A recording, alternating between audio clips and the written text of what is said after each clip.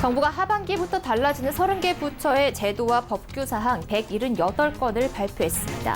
승용차 개소세 인하 조치가 연말까지 연장되고 근로장려금과 실업급여, 아동수당 지급이 확대됩니다. 작년 9.13 대책 여파로 하락세를 이어오던 서울 아파트 매매 가격이 33주 만에 보합으로 전환했습니다. 강남구와 송파구는 지난주보다 오름폭이 커졌습니다.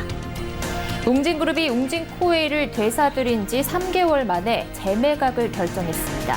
웅진그룹은 재무 리스크에 대한 선제 대응 차원이라고 설명했습니다. 은행을 가지 않고도 자녀의 계좌를 개설할 수 있습니다. 금융위원회는 핀테크 활성화에 걸림돌이 되는 규제혁신 건의과제 150건을 수용했습니다. 센 뉴스 플러스 잠시 후 뵙겠습니다.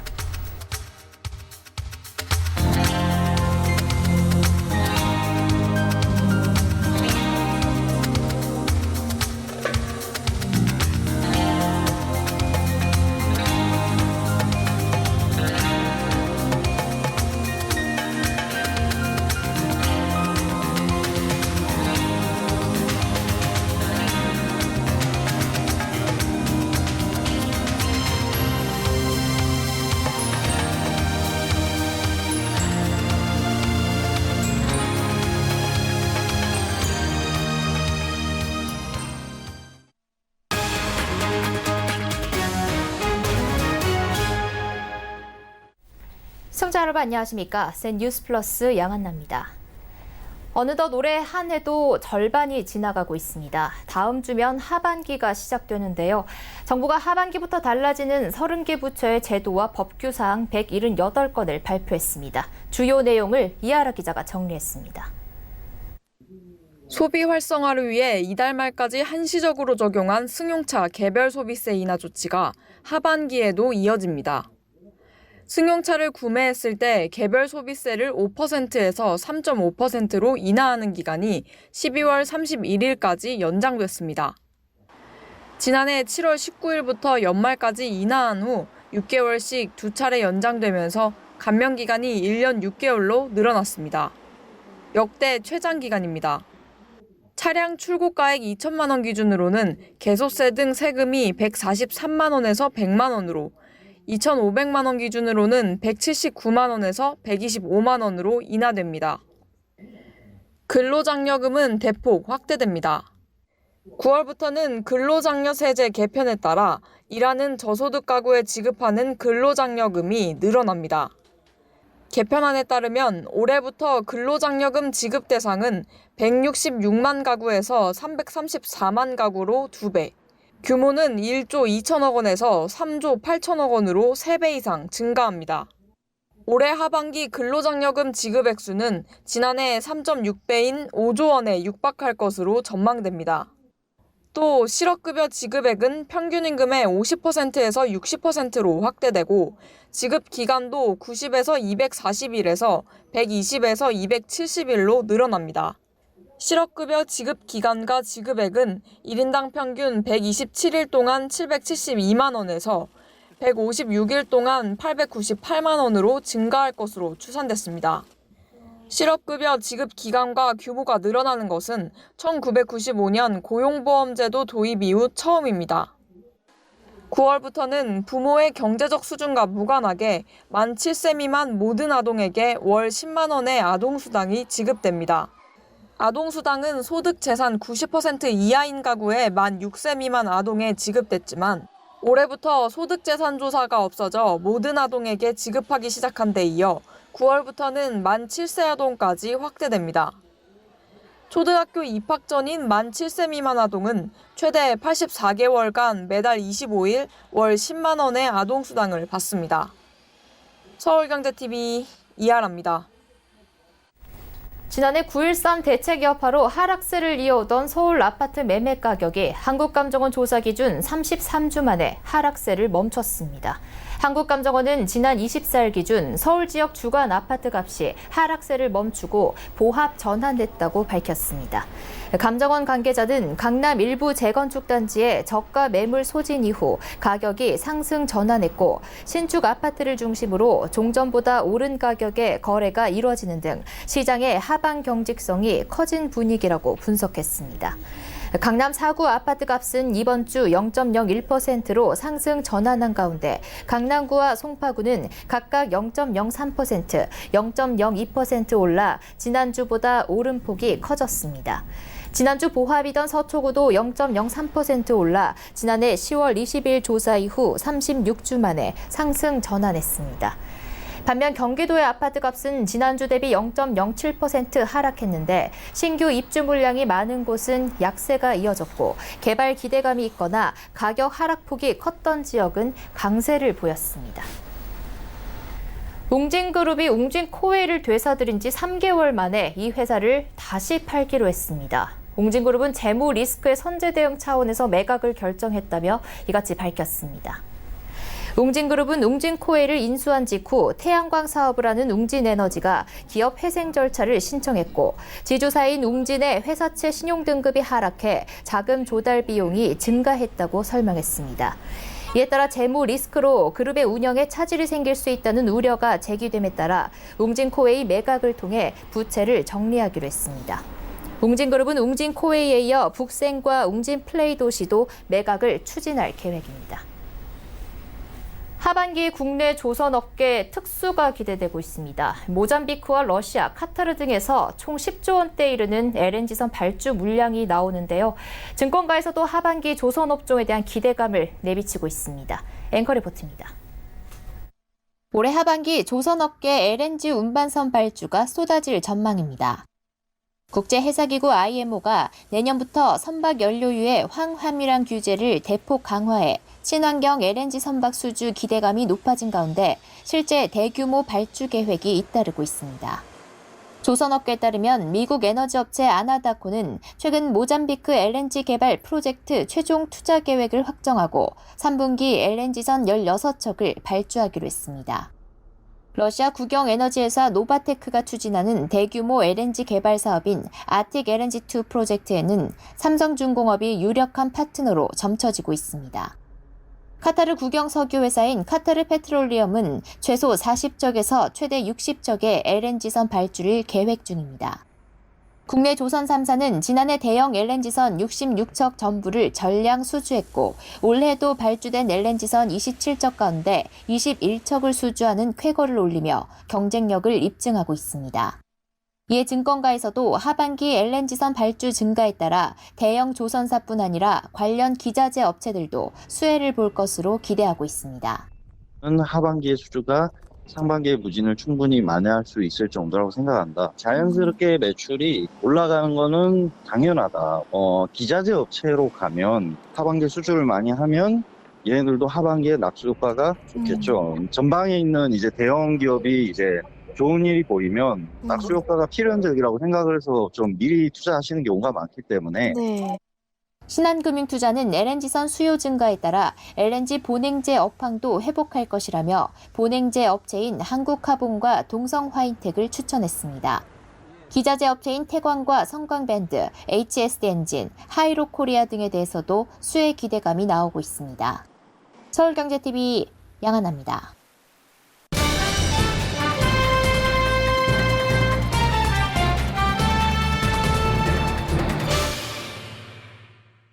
서울 부동산 시장에선 후분양 이야기가 요즘 뜨겁습니다. 아파트 공사가 80% 정도 진행됐을 때 청약을 받겠다는 건데요. 최근 강남권 재건축 아파트를 중심으로 후분양 카드를 선택하는 곳이 속속 나오고 있는데 이 후분양이 논란이 되고 있다고 합니다. 어떤 내용인지 부동산팀 유민호 기자와 이야기 나눠보겠습니다. 안녕하세요. 안녕하세요. 유 기자, 한동안 이 후분양이 잠잠했는데요. 최근에 또다시 논란이 되고 있다고요? 네, 건설사들이 아파트를 지을 때는 주택도시보증공사가 혹시 모를 사태에 대비해서 분양보증을 서줍니다. 이 허그는 고분양가 관리 지역을 선정해서 보증을 해주는 대신 분양가가 일정 수준을 넘지 못하게끔 규제하고 있습니다. 최근 허그가 이 분양가 기준을 깐깐하게 변경한 것이 강남권 재건축 단지들이 후분양을 선택하게 된 이유입니다. 이 재건축 조합은 일반 분양을 받아서 이 돈으로 사업비를 충당하고 이윤을 내는데 이 사업성이 낮아진다는 이유로 후분양을 택하고 있습니다. 먼저 강남구 삼성동 상하 2차가 후분양을 결정했고 서초구 10만포 3차, 경남 아파트도 대열에 합류했습니다. 강북권 여러 재건축 단지들도 지금 후분양을 고심하고 있는 것으로 나타났습니다. 네, 그러니까 후분양을 하게 되면 허그의 그 분양가 규제에서 벗어나게 되는 건데요.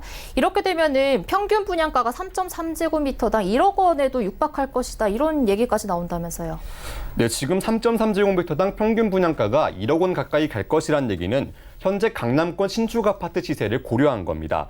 이 서초구 반포 일대에 들어선 아크로 리버파크가 현재 평당 시세가 8,500만 원대에 형성돼 있는데요. 이 주변 시세에다 신상 아파트라는 프리미엄을 더해서 이 재건축 조합이 높은 분양가를 책정할 가능성이 높아 보입니다. 네, 그러니까 재건축 조합 입장에서는 분양가를 자유롭게 책정할 수도 있는데다가 한껏 또 올려서 받을 수 있으니까 아주 매력적인 카드가 될 수 있을 것 같은데요. 이 후분양이 서울이나 수도권 전역으로 번질 가능성은 없습니까? 네, 후분양 카드를 만지작만 될 뿐 본격적으로 추진하기엔 좀 어려운 점이 있습니다. 일단 불확실성이 가장 큰 걸림돌인데요. 이 3, 4년 뒤 서울 아파트 분양 시장이 어떻게 될지는 아무도 모르기 때문입니다. 이 아파트를 지으면서 발생하는 각종 금융 비용을 조합과 건설사가 고스란히 나눠지면서 부담을 하는 건데 이 막상 분양할 때 시장이 예전 같지 않다면 이건 엄청난 부담으로 다가오기 때문입니다. 이 또 정부 규제도 변수입니다. 이 어제 김현미 국토부 장관이 공식적인 자리에서 꿈틀대는 서울 집값을 두고 추가 카드 이야기를 꺼내 들었는데요. 이 그중에서 현재 공공택지에 적용 중인 분양가 상한제를 민간 택지로 확대할 가능성을 내비친 게 가장 주목받았습니다. 이 민간 택지에도 분양가 상한제가 도입되면 아무리 후분양을 하더라도 분양가는 일정 수준으로 통제받게 됩니다. 네, 이 후분양은 소비자가 지어진 집을 눈으로 직접 보고 하자는 없는지 등을 꼼꼼하게 살핀 뒤에 분양을 받으라고 만든 제도인데요. 이런 후분양 제도가 본래의 취지를 잃고 분양가 통제를 피하기 위한 수단으로 전략하는 건 아닌지 우려됩니다. 유 기자, 오늘 말씀 잘 들었습니다. 감사합니다.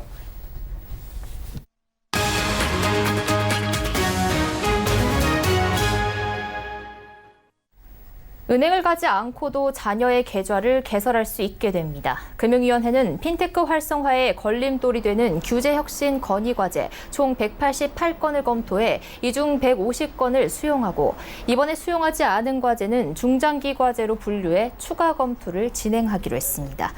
특히 은행에선 대리인의 비대면 실명 확인이 허용되지 않아 비대면 계좌 개설 등 금융 이용에 제약이 있다는 지적을 받아들여 미성년자의 법정 대리인이나 법인 대표자가 지정하는 대리인이 은행을 가지 않고도 은행 계좌를 개설할 수 있게 하고 미성년자의 인터넷 전문은행 계좌 개설도 가능하게 했습니다.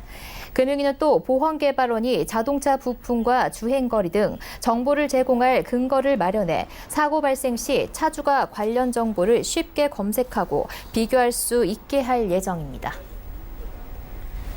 최근 많은 기업들이 고객과의 소통 강화에 분주합니다. 특히 디지털 시대 소비자와의 접점을 넓히는 마케팅 방법으로 유튜브가 대세인데요. 변화하는 미디어 환경에 맞춰 기업들은 유튜브 채널 개설 등 발빠르게 대응을 하고 있는데 단순한 기업의 홍보를 넘어 실생활에 도움이 되는 흥미로운 정보 전달을 통해 많은 이들의 관심을 끌어내고 있습니다. 김혜영 기자입니다.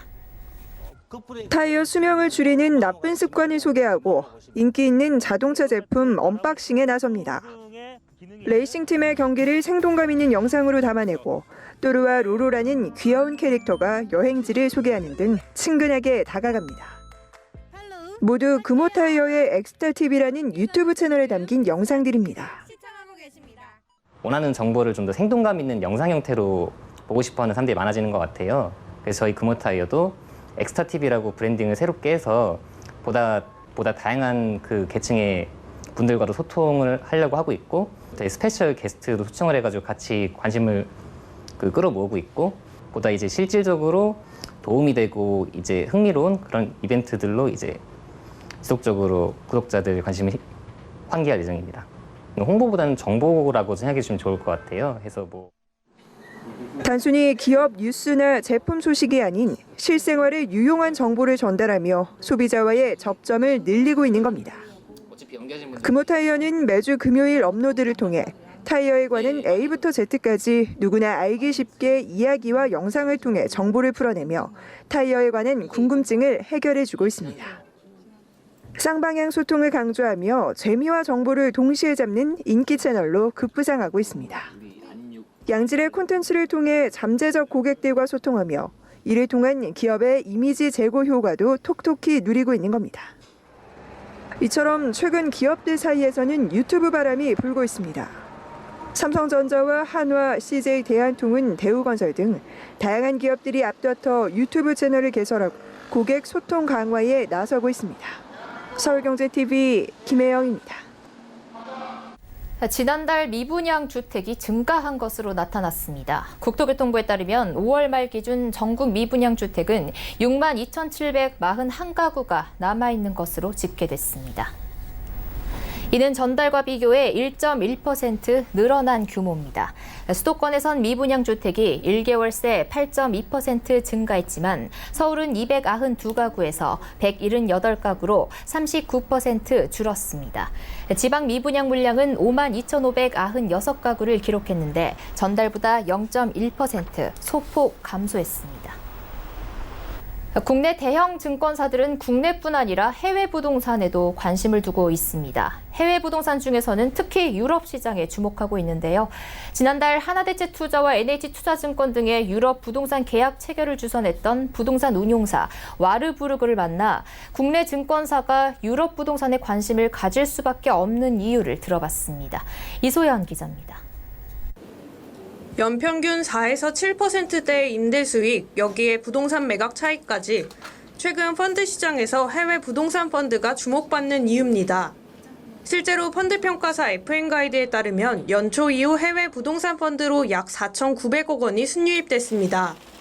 같은 기간 국내 주식형 펀드와 해외 주식형 펀드에서 1조 5천억 원이 넘게 순유출된 것과는 대조되는 흐름입니다. 대형 증권사들 역시 해외 부동산에 관심을 두고 있습니다. 이들이 특히 주목하는 시장은 유럽으로 지난달 하나대체투자와 NH투자증권은 암스테르담에 위치한 오피스 빌딩을 매수했다는 소식을 전하기도 했습니다. 당시 매물 추천 등 계약 과정을 도운 유럽 부동산 운용사는 와르부르그, 최근 암스테르담 계약권 마무리와 새로운 투자자 미팅을 위해 와르부르그의 카르스텐 뎀러 자산관리 책임자와 마티아스 국제거래 책임자가 한국을 방문했습니다. 출국 전 진행된 인터뷰에서 마티아스 책임자는 국내 대형 증권사들이 유럽 부동산 시장에 관심을 갖는 이유가 시장의 건강성 때문이라고 답했습니다. In Europe, you have a stable economic system. The unemployment rate is low, productivity is high. So Europe as a whole functions very well. There are differences in Europe, but that makes Europe a top investment destination. 국내 증권사들의 경쟁적인 유럽 부동산 인수가 인수가액을 부풀리고 있는 것 아니냐는 우려도 일부 나온 상황. 마티아스 책임자는 이에 대한 의견을 전하기도 했습니다.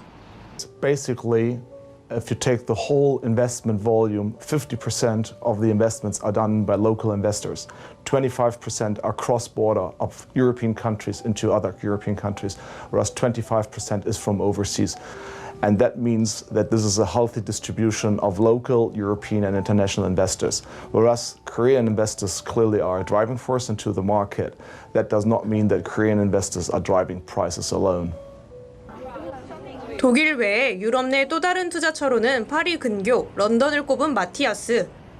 다만 런던의 경우 브렉시트로 인해 기업들이 빠져나오고 있기 때문에 브렉시트의 결과를 예의주시할 필요가 있다고 설명했습니다.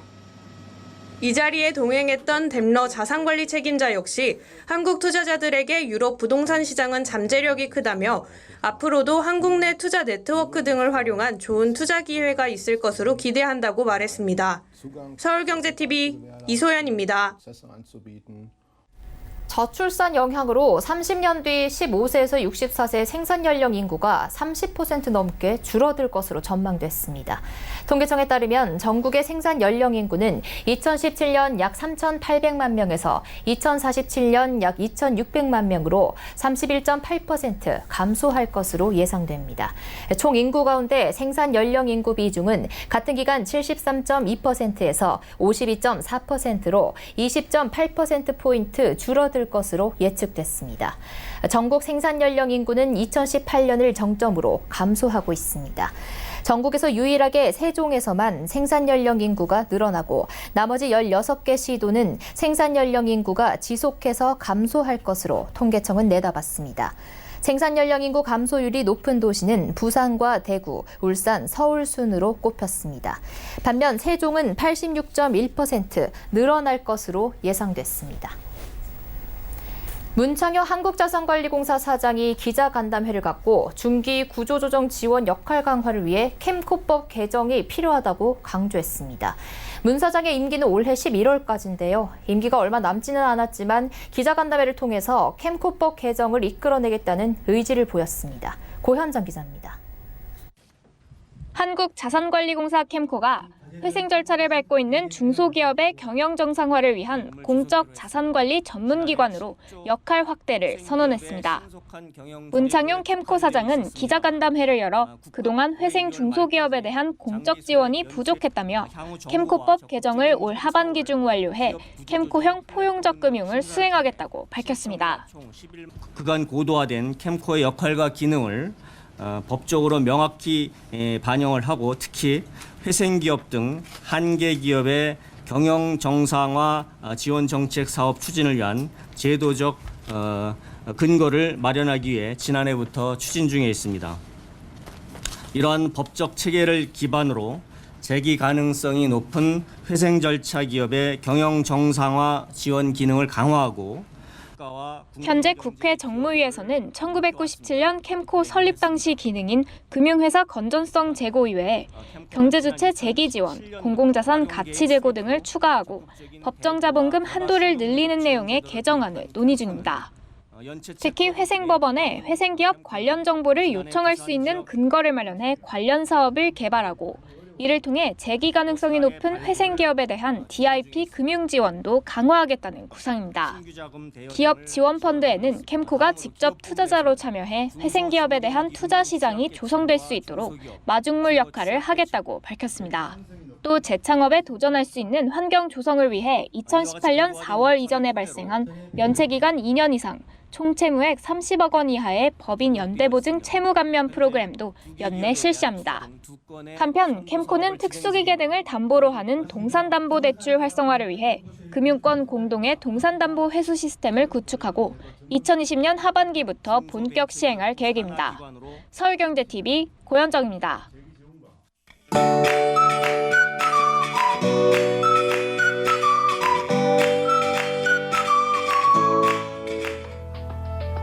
안녕하세요. K웨더 라이프스타일 예보 김단비입니다.